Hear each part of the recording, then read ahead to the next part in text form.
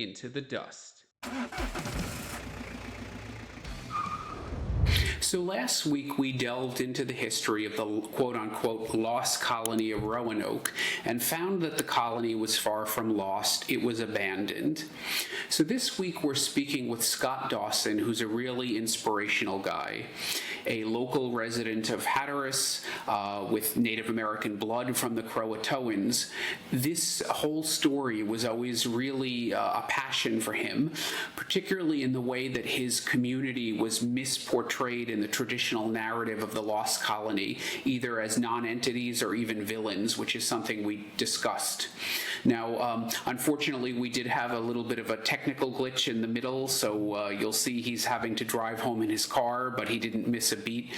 Really inspirational story of community archaeology, and I learned quite a lot that I didn't even know before, especially that the digs were still going on. I learned a little bit more about the archaeology, so some of the stuff is actually correcting the video last week.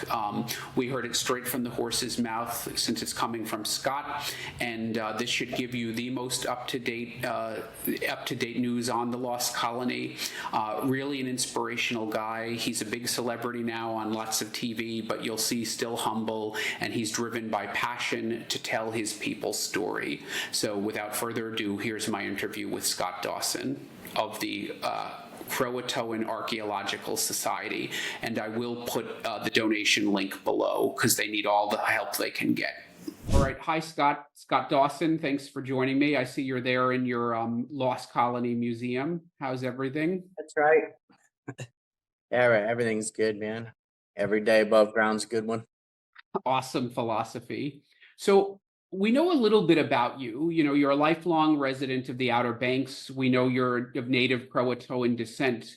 But what really got you so invested in this story of the so-called Lost Colony? Well, the byproduct of that myth is it erases the Croatoan people from history completely. And there's a real danger of that happening because even in school, they teach the nonsense that no one knows what the word Croatoan means. And that's an asinine statement, you know. The Croatoan are mentioned throughout all the documents. There were Croatoan Indians on the ship with the colony coming from England, you know. It's insane. And then as I watch the development and everything of housing coming in, and it's just literally bulldozing the Croatoan villages and destroying what's left of it. And I felt like we need to get professionals to the island to dig this up and preserve what we can before it's under somebody's septic field. Basically, it was a salvage mission. And then the Lost Colony, you know, solves itself as soon as you know who the Croatoan were and what their role was in the history. It's common sense that they came here, and you know, but more important than debunking the myth of the Lost Colony is preserving the Croatoan. So that was the real motivation.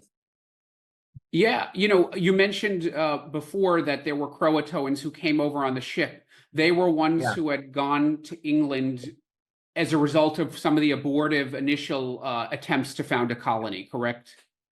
Right. Some of them had already been twice. And it's not just Manteo and Wanchis. Those are the people that people have heard of because they're in the play. But there was a lot of Croatoan that went to England and back. And they'd been in constant contact with this tribe for years leading up to this. So ultimately, when the colony carved out Croatoan on a tree and came down here, it wasn't random.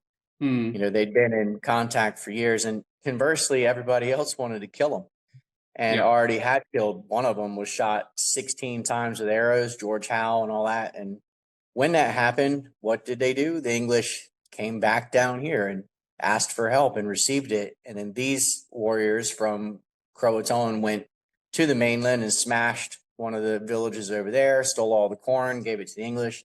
It's not a hard decision. You know, tribe A wants to kill you. Tribe B hates that tribe and has been feeding you for years and blah, blah, blah. So, you know, the history is straightforward. It's like arguing about who won the Battle of Gettysburg. It's stupid. We know what happened just from what's written down. The archaeology is just extra, right? So when we started doing archaeology, my main goal was to just try to preserve whatever we could, Hmm. and we get to the post holes of the longhouses and everything else.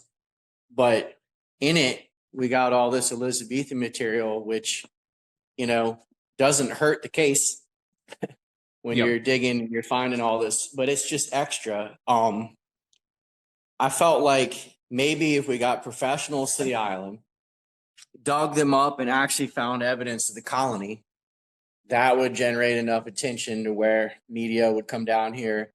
But the real goal was to reinstate the Croatoan.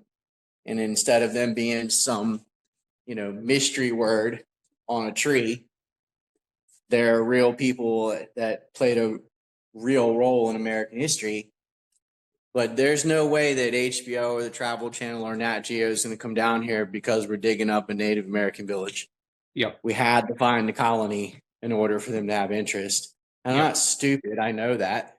And we did find a colony, and I knew all we needed was to find a couple things and they'd be here. And then the story will unravel itself, because all I needed was 5 minutes in front of a camera and that whole thing is doomed.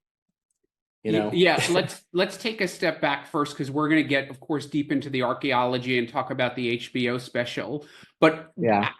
I hate to say it, when I still remember when I was a kid. So when I was in elementary school, like 36 years ago, what I learned was actually worse than what you just said. So they didn't, at least as far as I can remember, they didn't tell us about the word Croatoan written on the palisade. They just told us the CRO letter on the tree.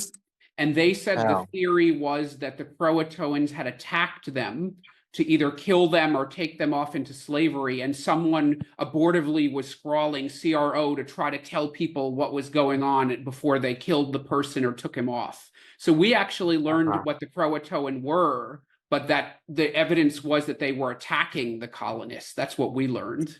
And only 3 letters, huh? Yep. So, well, they obviously didn't read anything, Yep. I mean, at the very least, you get the full word is written down. The CRO was written on another tree. They had carefully taken their houses down. There was no sign of anything, and there's no reason to believe the Croatoan attacked them other than somebody's own racism. Yep. They exactly. just, want to believe they're savage and whatever. There's no basis for that whatsoever. None. Yep. The Croatoan brought them 6 freshly killed deer every morning. They did them all friendly offices the entire time. They even went to war against another tribe on behalf of the English. And is that all from John White's records, or where are these? It's a lot of it is from John White. That John White is where you get all the stuff from 1587 about George Howe getting killed and them asking the Croatoan for help. But Ralph Lane and Arthur Barlow and Richard Grimble and Thomas Harriot, there's all these different people who came over here that wrote down firsthand accounts, and all of them say nothing bad. Even Ralph Lane, who was an asshole, sings praises about the Croatoan and how helpful they were. That goes across the board no matter who the author is. So to turn around and blame them for killing, that's just shows real ignorance on somebody's part. But the problem with school is they are given that information from the state. Yep. And, the last entity you want teaching your kids anything is the government. Yep. Their track record is horrible.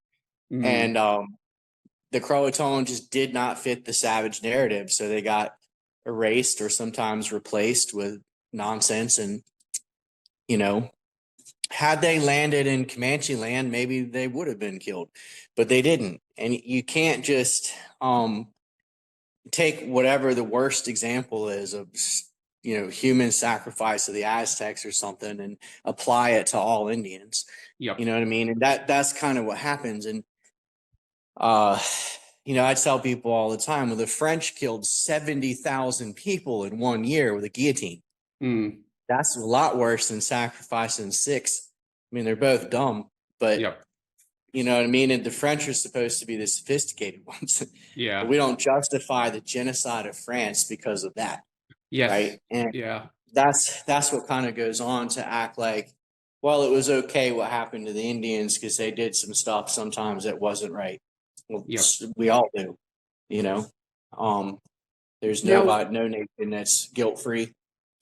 Now, going back to the how this all started, so you were someone, you cared about this story, you wanted to tell it, it's part of your own heritage.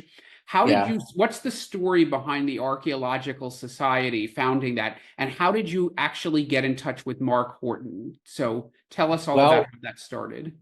that's all kind of the same answer. Mark, it was his idea to start the Croatoan Archaeological Society, and he told us you need to start a nonprofit of a 501c3, blah, blah, blah, with community members. And then he walked us through it, and we just listened to him because he's been doing archaeology since before I was born.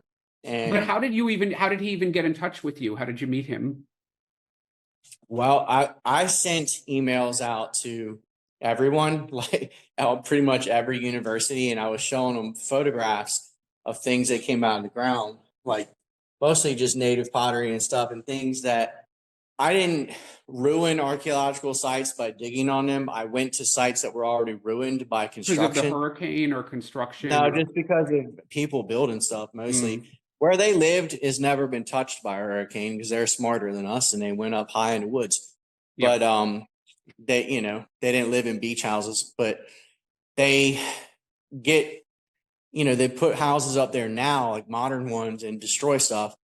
And I was just photographing it and sending it off and saying, look at all of this native material. It's such a waste. We need to get in here and have somebody document something and salvage, even in a small way, one clay pot, just something before this tribe's completely gone. Because genetically, they're basically gone. And in history, they've been reduced to this bullshit. Like you just told me, it was even worse than I thought. Yep. And, so there's a real danger of them being totally erased.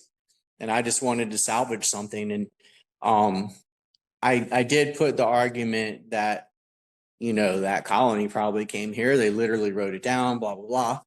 And that's what got him over here. And he just wanted to do a test pit and see. And we dug a little test pit that was 3 meters by 2 meters, a little hot tub size thing. And there were 3 people in the bottom of it, and they were wearing English clothes.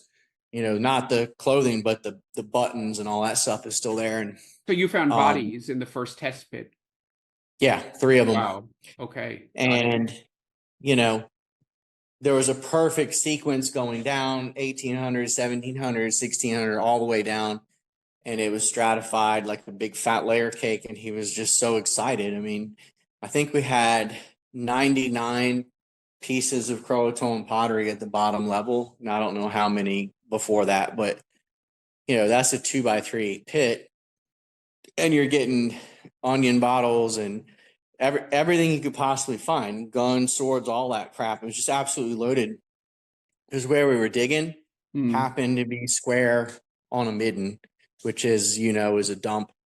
So it's mostly going to be animal bones and shellfish and things that they're eating, but everything ends up in the dump. Yep. And then underneath the dump, which was clearly older before the dump ever got there, there were 3 people who had been buried. And in there was a horse bridle and a musket ball and all this stuff. So it's post contact. Otherwise, there couldn't be a musket ball, The horse And bridle, is that the Tudor rose? nope, that one Okay. is also part of a horse bridle. This was a Yep. different one. It was an oval shape, Mm-hmm. and it had like I don't have it because we left just out of respect. We left it there, Got in it. the grave. Okay. Everything that's in the graves, we leave with them. We Got it. document what it is, and we might even photograph it or whatever, but we leave it there just because it's somebody's grave. So But going back, you just emailed Mark, you sent out a whole bunch of emails. He was someone on your contact list and he got back to you, more or less. yeah, he was coming over here to the US anyway to give a lecture about God knows what, and just popped by, and I didn't really think he was coming. I mean, he called and told me he was, and I just thought it was somebody faking a British accent. Like, Mark Horton's the most famous archaeologist in the world. And like in Nerdland, that's a big deal for him to show Yeah. up. And then he did, and I was, oh shit, I better find something now. Yep.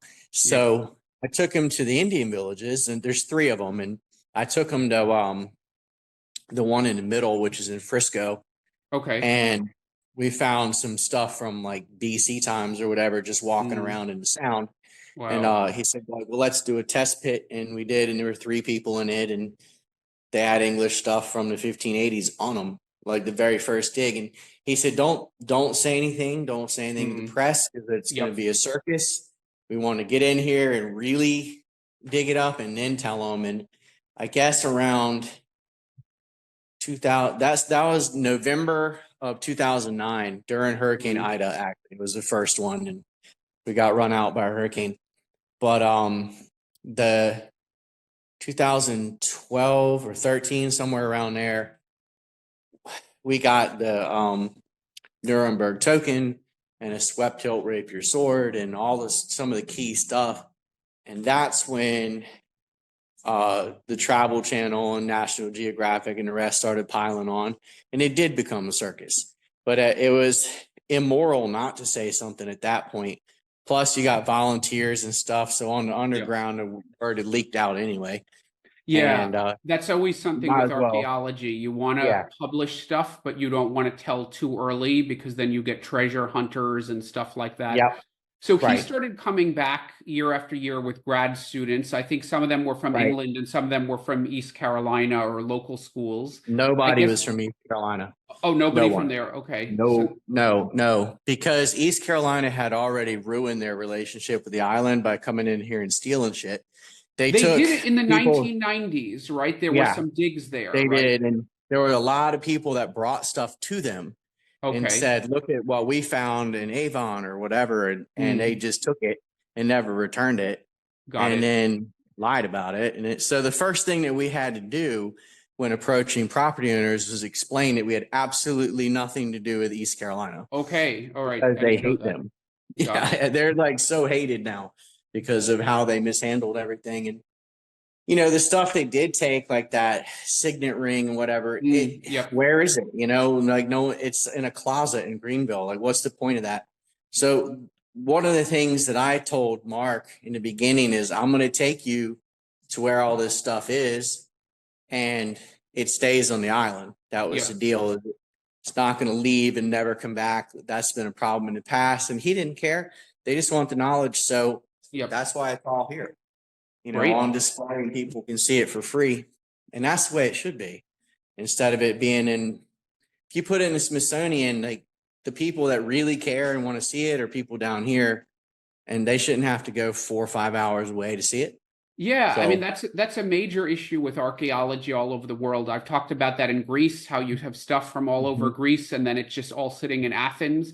And not only Yep, is it that the people around there should see it easily because it's their heritage, it's also if people really care about it from all over the world or all over the United States, they should go to Hatteras and spend their tourist dollars there where the stuff came from, not just in Washington, D.C., you know? So it exactly. also It should benefits the be. community. That's what community archaeology is all about. Exactly what you just said, for those reasons that you just said. So that's part of what we're doing is trying to keep it here, keep it in the community, and tell the story, and let this island benefit from it.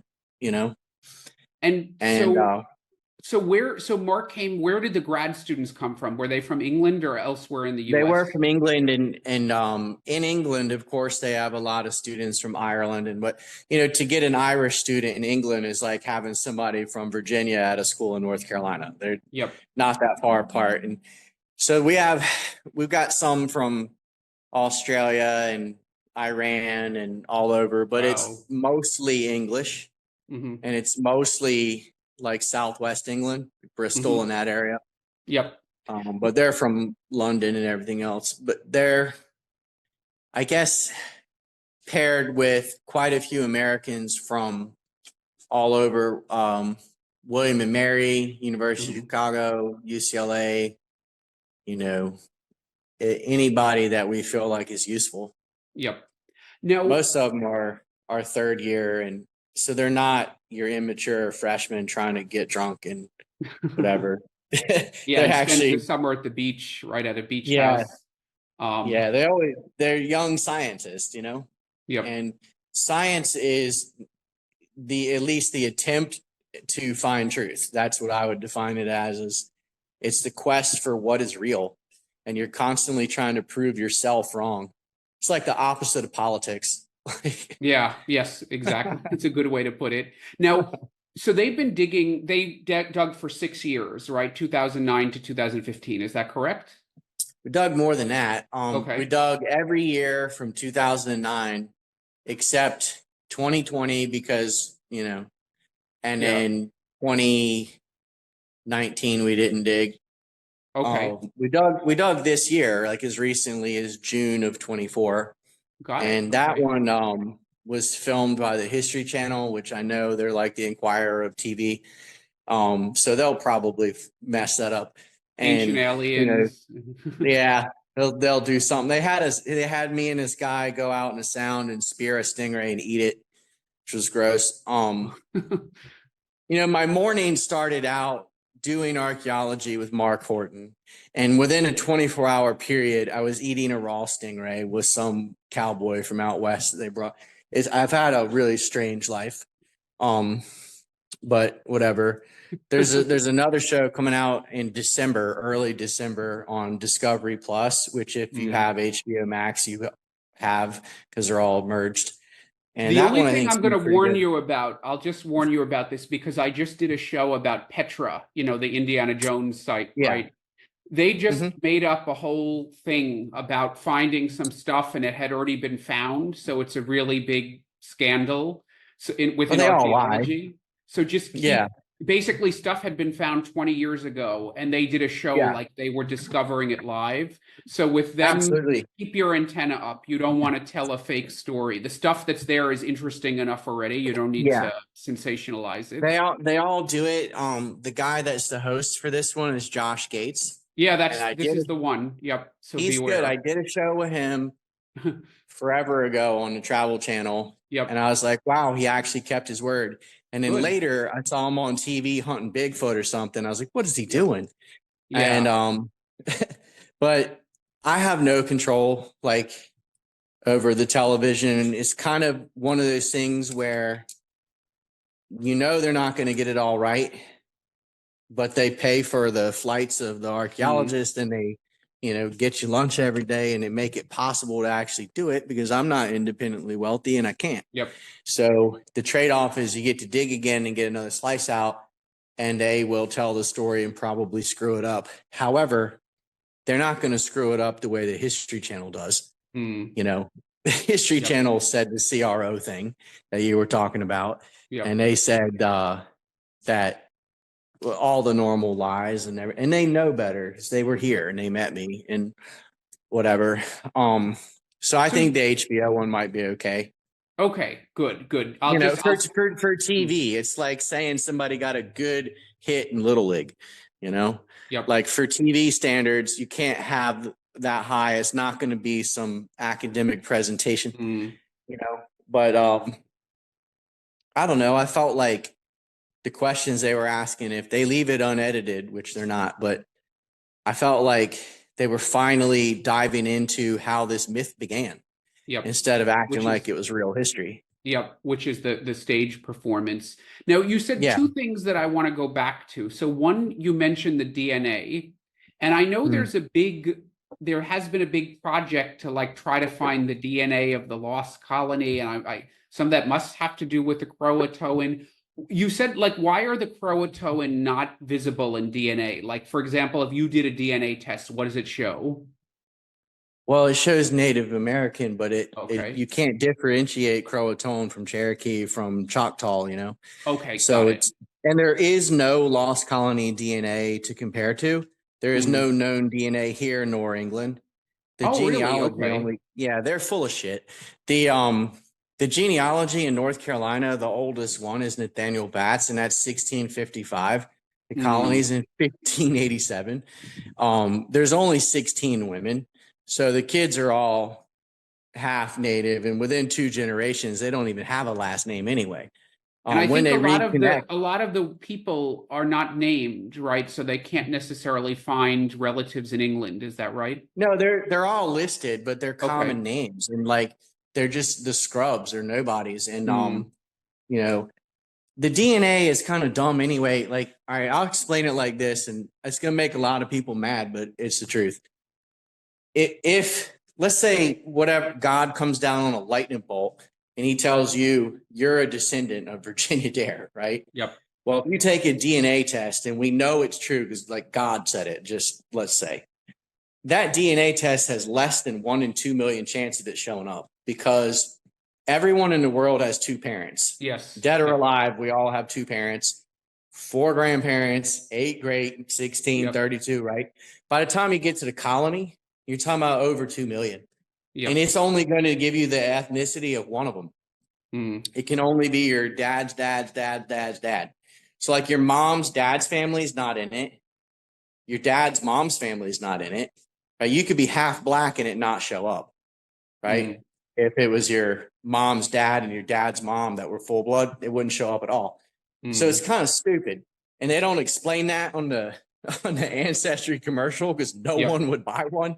But that's so then if you magically landed on the right ancestor, then you'd have to go to England and find somebody else. And if you did, and then they would have a 1 in 2 million chance of it coming up. So it's like Yep. winning the lottery Yep. and then going to England and winning the lottery again with the same numbers. I mean, Yep. so stupid. But there's Got a it. lot of these nefarious groups out there that do not explain that. They're not very honest.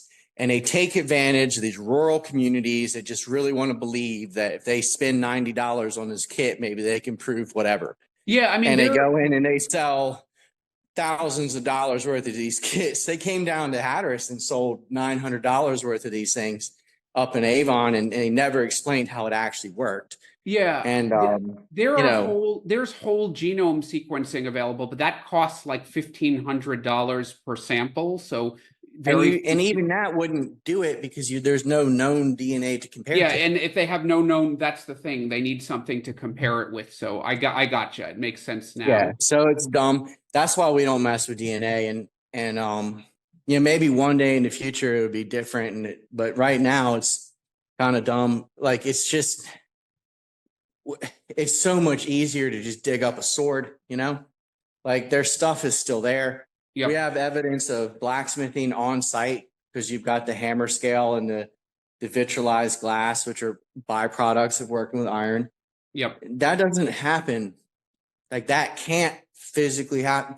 The greatest thing about chemistry is that it's real whether you like it or not. Yep. You know, water boils at a certain temperature every time. The only way that you can make hammer scale is by heating iron up to over 1,000 degrees and hitting it. And you can't do that without a forge. So everything that we're finding is like empirical physical evidence. And that's way better, you know? Yeah, there are just two things that came out of that for me. So I hope if this is too personal, you can tell me to skip it. But you brought up like funding. You're an EMT, is that right? Is that what your primary employment or? No, I used to be an EMT. Okay. So yeah, I was an EMT, a fireman, a teacher, and I've been poor my whole life, you know. Because, well, the question is because community archaeology costs money, and you have that great museum there. You've had all these digs. For all the community archaeologists out there, that's their biggest challenge. How is all this being funded, if you don't mind me asking? Well, the digs themselves don't cost a whole lot when the government doesn't do it. See, when the government digs a hole, it's $250,000, and we could do the same hole for $12. You know, it's the only thing that really costs money is the airfare to get the English over here. Okay. And once they're here, they just stay with different local people, and we feed them, and we go out there with them and dig it up, and all the labor is done for free because we volunteer. And the real work is after that's over, but it's all pretty much done by myself. So I just don't pay myself, you know, it's a lot of work, but. And how do you fund the museum? Is it just through what people buy or? Yeah, it's just through what people buy, shirts and books and whatever. And as I make money, I can put more crap in here and it'll probably sell more and whatever. And, you know, but, it's just one of those things that it isn't easy. There's some years that we can't dig because we just don't have it. And that sucks. But the museum itself, because we are in a resort area, you can make some money in the summer. And then in the wintertime, it is hard because there's nobody here. But Is there somewhere that people can donate? yeah, the CASHatteras.com, like CAS Hatteras, HATTERAS, and they can donate right there. And people do, and it's a little $50, $100, whatever, but we don't need a lot, We just gotta keep the lights on and pay the rent, and that's it. But And you need to live too, though, right? So yeah, I have another job, what do you and do otherwise? I have 3 jobs. So I'm doing this. And then of course I'm an author. So I've got different books, and one of them, they've already made a screenplay to turn into a movie. That's this one. Wow. Red River. Yep. And then I bartend and balance and wait tables up in Kill Double Hills. And it's what I was doing the whole time I was teaching school anyway. So Got it.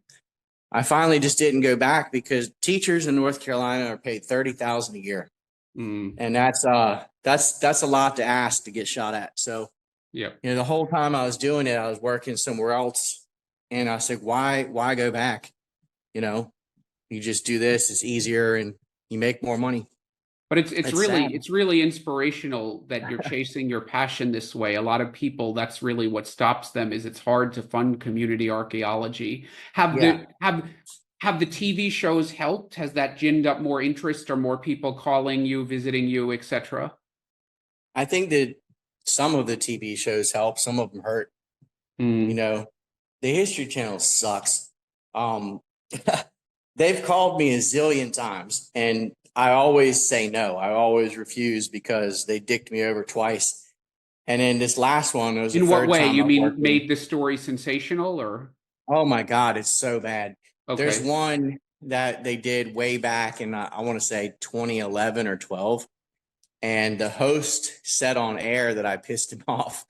Okay. Because the whole show was about the Dare Stones, and they weren't honest about that, or I would have never agreed to been on the show. Because that's the Dare Stones are generally believed to be forgeries, right? No shit. Yeah. The guys that did it admitted it. Okay. I didn't know that. Yeah.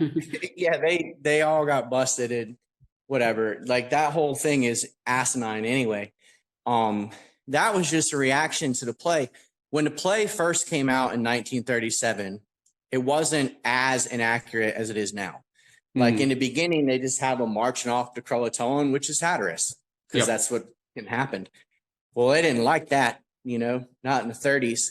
So this racist cabal did fake archaeology. One of them was the Dare Stones, but they also had a fake plaque from Francis Drake, and then they had some shit in New Mexico, and it's a bizarre story, but they all got busted, and they're as fake as Joan Rivers' face. But the History Channel came out and did 2 or 3 shows on the Dare Stones and made it out like, well, the first one might be real, and it isn't at all, and they know that. They just lie. So I just didn't want to work with them anymore. And then they did a show where they said it was only 3 letters, and they said they must have been going north because the tree was up here, and they don't know where the tree was, and it was the full word, and they just lie. And I didn't want any part of it. So have they ever found the this? I've heard conflicting things about that. Have they ever found the actual site of the first settlement on Roanoke Island, or no? No, because there wasn't one. The settlement was down here. Like, all you have to do is read the actual stuff. They were barely on Roanoke at all. Yeah. The first voyage was they landed and lived on Hatteras Island, which was called Croatoan. Yep. That's when they met Manio, and all that stuff happened down here. They go back to England. They come back. They come here again. They're living on Hatteras. It's from Hatteras that they spot Francis Drake and flag him down with smoke and get rescued the second year. The third group went to Roanoke Island and got slaughtered, right? And then the fourth group was only there to pick up the third group, and then left and came back here. Like, if you were doing time of possession like football, it's 3 years and however many months on Hatteras Island, and about 6 days total. on Roanoke Island. There never was a settlement, Yep. and they took all the houses with them that were there.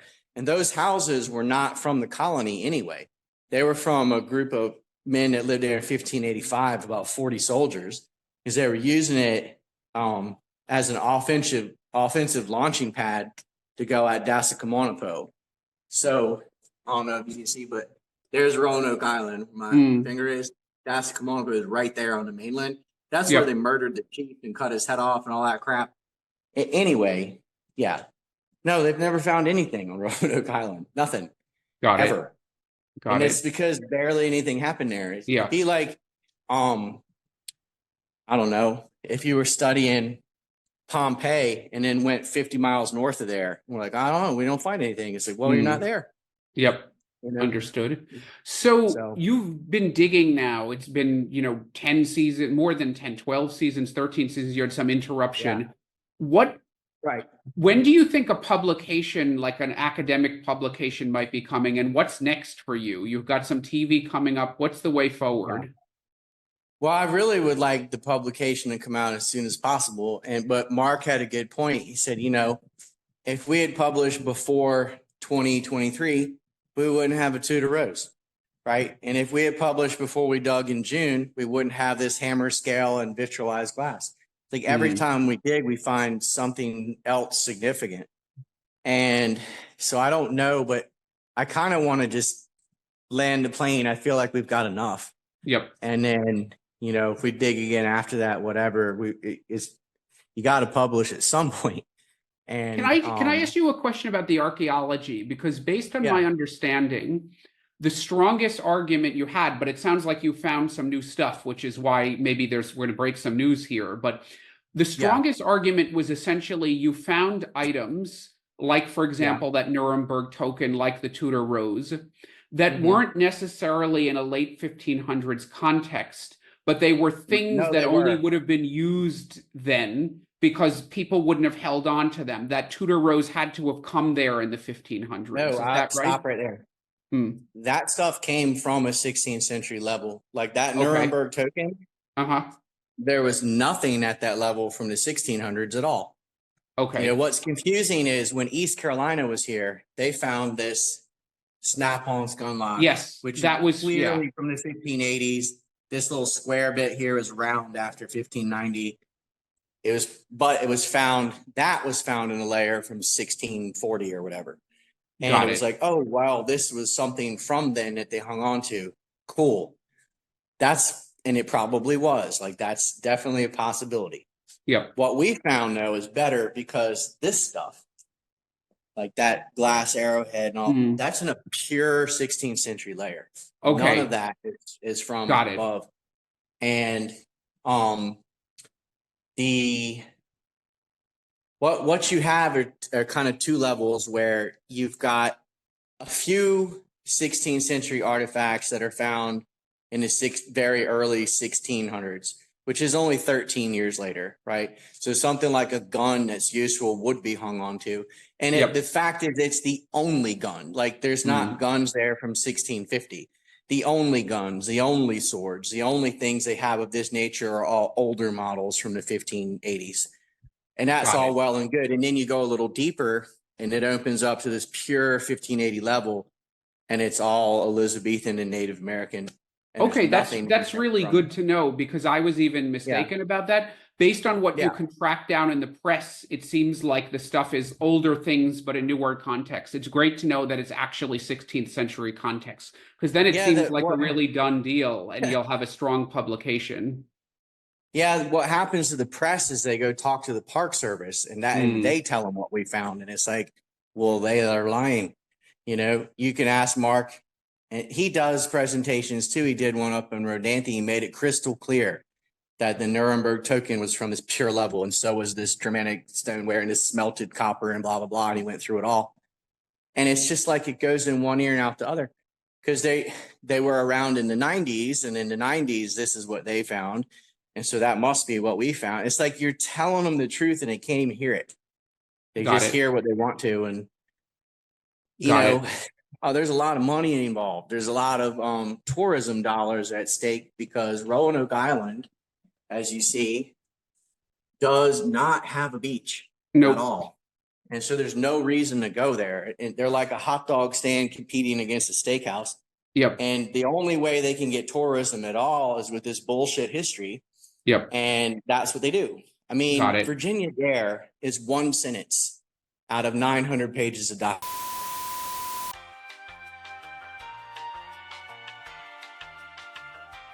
All right, Scott, sorry for our little snafu there. I see you're on your way home. So just to recap here, you've started up a really successful community archaeology project. You've got big time archaeologists coming in, you got TV shows going. What do you think is next for you, and what message would you leave to the people who are interested in this or inspired by it? I think the ultimate goal is to get the school system to stop saying that Croatoan is some mystery word, or when you were in school, CRO. Just stop with that nonsense and tell the truth based on primary sources, that this is a tribe, Hatteras Island, that we're friendly, blah, blah. Just tell the truth. That's the ultimate goal. The play can do whatever they want. It's a play. They can have Godzilla in it. I don't care. Fiction is fiction. But you shouldn't be getting fiction in school. In school, you ought to learn the real thing. And so that's the ultimate goal, is to change that. And I don't know if we'll be able to do it or not, but it's worth trying. And we're reaching thousands of people anyway, even if it doesn't change in school. And I think that's the goal. And then Mark will publish eventually, and we'll probably just keep doing it. And nobody should be forgotten or used like that. And that's what's happened to the Croatoan, is they've been either forgotten or they've been used to prop up a scary mystery that isn't even real. So I guess if people want to help, they go to our websites, cashatteras.com, and donate, because community archaeology is not easy, and all the real work, as you know, is once you're finished digging, because that's when you get all of the processing, like all of the electrolysis on the iron. Like you're now the stewards of all this stuff for eternity. You have to take care of it, and so that, and I don't know, people can also volunteer time if they want to come by the museum and help sort all these animal bones and pieces of pottery and whatnot. We sifted a couple of buckets on the porch a few weeks ago, and there were 29 musket balls in there that we missed. Wow. So there's all kinds of stuff that we know we're going to go through it a second time anyway, and time is of the essence, so we try to get as much dirt removed as we can, and go through it again. It's all labeled by layers, so the famed glass arrowhead that was featured in National Geographic was found that way. So you never know. There's some hidden gems in there, and I'm going to be poor anyway. I might as well do something I love. That's great. That's awesome. Well, look, Scott, I'll put up the website so that people can donate. I will be making a donation myself, and really, it's very inspirational. I know it probably just feels normal to you, but it's really inspirational, and I hope we can bring as much attention to this as possible. So thanks a lot for your time, and we hope to see lots of good things. It's good to know that the digs are continuing, so looking forward to hearing more. Yeah, there's no reason that you can't do anything. I mean, I think as a Cherokee saying, it says, you see something that needs to change, maybe you're the one that ought to do it. So, it wasn't easy. I'm not going to sit here and pretend like it was, because it wasn't easy to organize this. It takes a huge chunk out of your life, and you have to really care. So that's what I say to people who are doing anything, no matter what it is if you don't really care, you're not going to succeed. Yep. So you got to find something that you care about, and if you do, then go for it. Even if you fail, at least you're swinging at the ball. Yep. I understand that, having left my career to do archaeology, so I definitely feel you. All right. Well, I hope that you hit something amazing. Maybe you will. We'll see. We'll see. Yeah, Well, have a good drive yeah. home, and thanks again for your time. Thank you. Hey, it beats wearing a tie, right? Definitely no more suits for me. So Yeah. have a good rest of your evening. Thank you. You're welcome. Bye bye. Great day. Hey, if you like what you heard, give me that thumbs up below, hit that bell to subscribe, or if you want to support more independent archaeology content, consider contributing to my Patreon, where you can enjoy some exclusive members only benefits and other goodies. Until the next dig.